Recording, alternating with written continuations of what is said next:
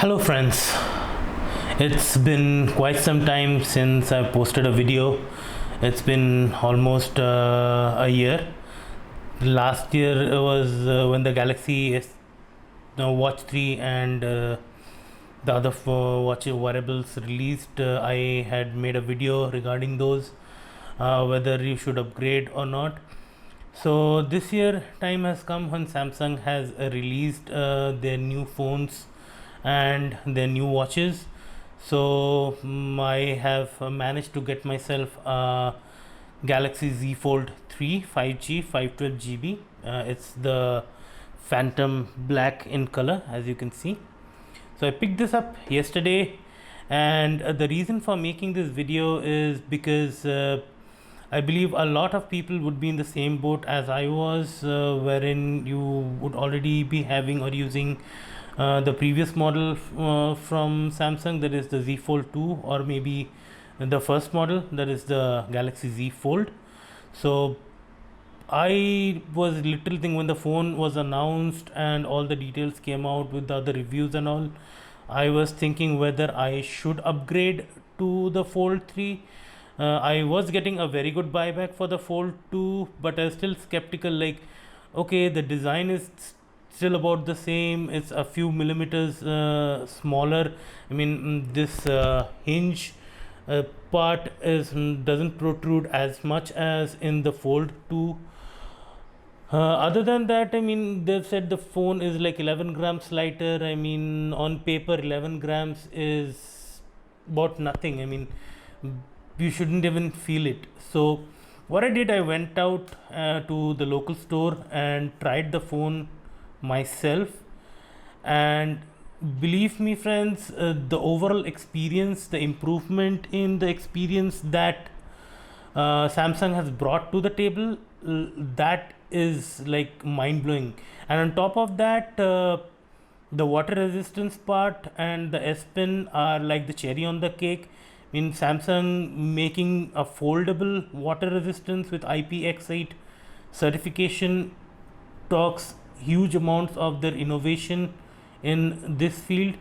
So without further ado, let's get into whether you should upgrade from the Fold 2 to Fold 3, because I felt yes, you should upgrade.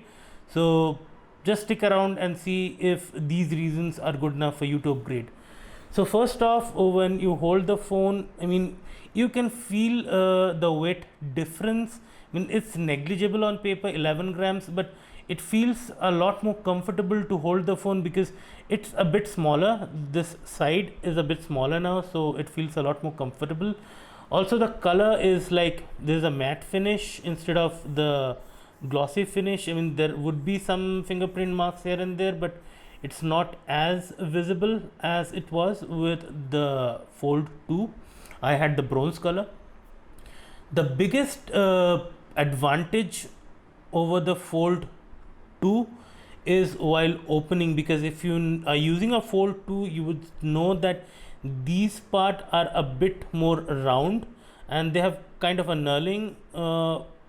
So what happens is, if you quickly try to pull it out, your finger sometimes slips, and if you have a long nails, it comes and hits this part and takes out the screen protector. This has happened to me like numerous times, and I have changed the screen protector numerous times because of that. So I don't know if it happens with you all, but with me, yes, it was a huge issue. The first time when I opened this, I was like, this opens like butter. It's like as simple. You don't need to put in that much of effort. But it's not that the hinge is not tight. The hinge feels much more solid than the Fold 2, but it's also not as tight as Fold 2. I mean, it's a good thing, because if you want to keep it at an angle, so if you see, it doesn't fold back or something, it doesn't fall on you, it will stick where you want to stick through the whole opening process. But also it ensures that the opening and closing mechanism becomes very easy. I mean, I need to put in a lot less effort to open this than what I had to while opening the Fold 2.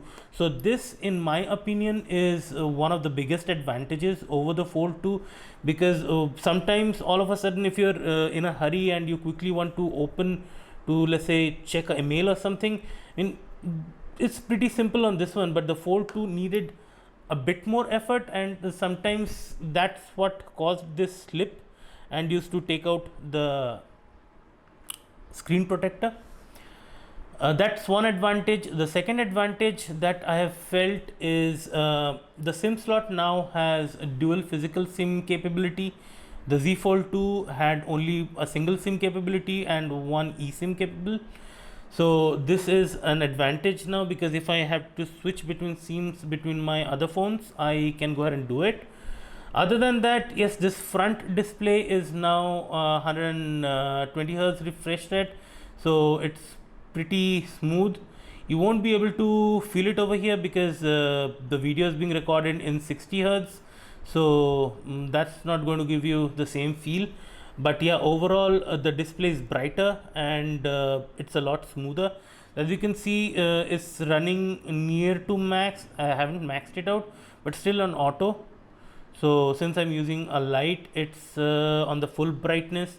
The brightness is also higher than the previous phone, and the best part is the feel of this inner screen. This feels a lot more like a normal traditional screen.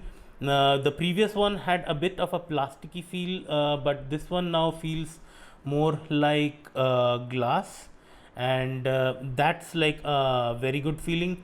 Other than that, I tried the S Pen at the store, but generally I don't use the S Pen because I've used the Note series, and I don't generally use the S Pen.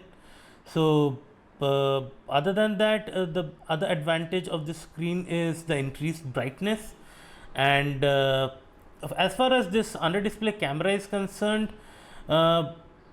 yes, it is not very easily visible, but if it's a dark theme, I mean, you can clearly see the camera cutout.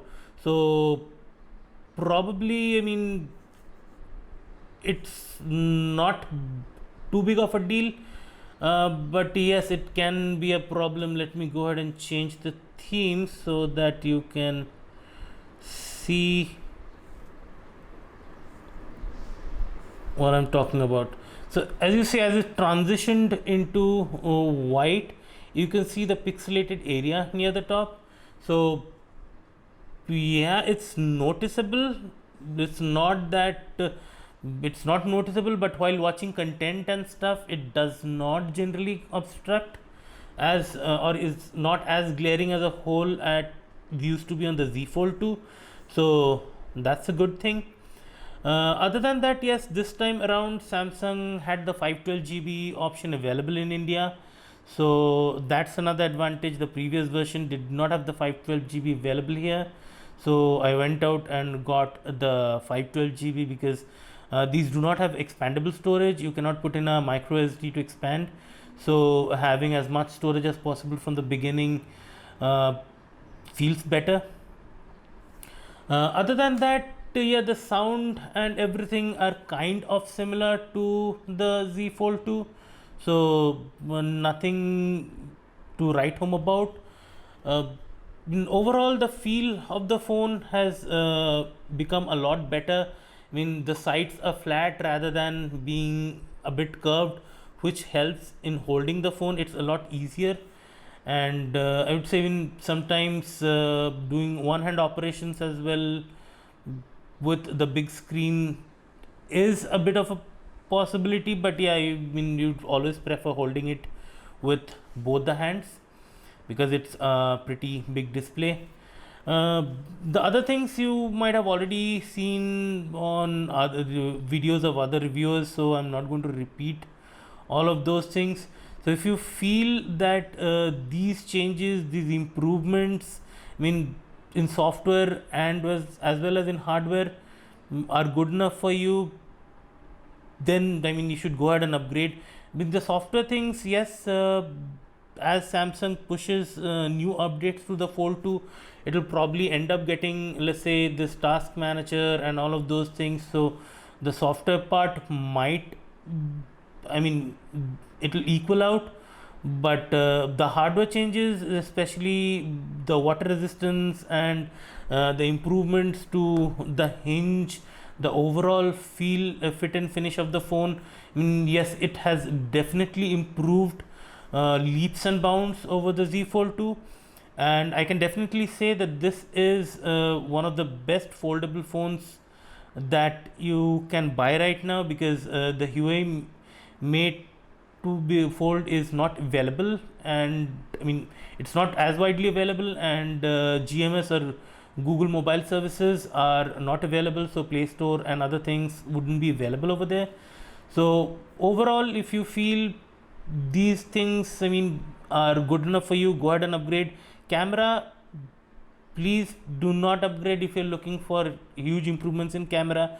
It is not. You can treat it as kind of the same as on the Fold 2. Same goes for the front selfie camera as well. I mean, if you're getting the phone only for expecting a camera improvement, please do not do that. You'd be better off buying, let's say, S21 Ultra, which I also have, and the camera in that is like way better than this.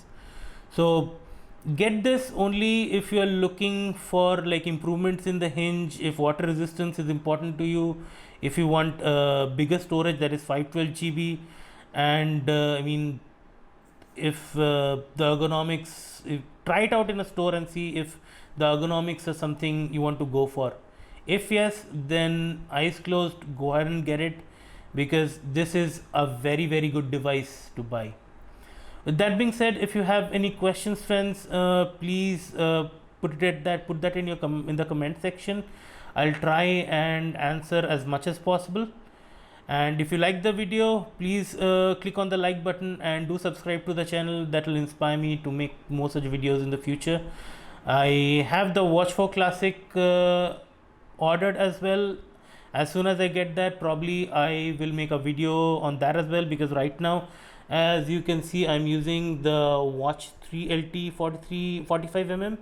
So I'll post a video on whether you should upgrade to that or not as well. So thank you, friends. Goodbye till the next video.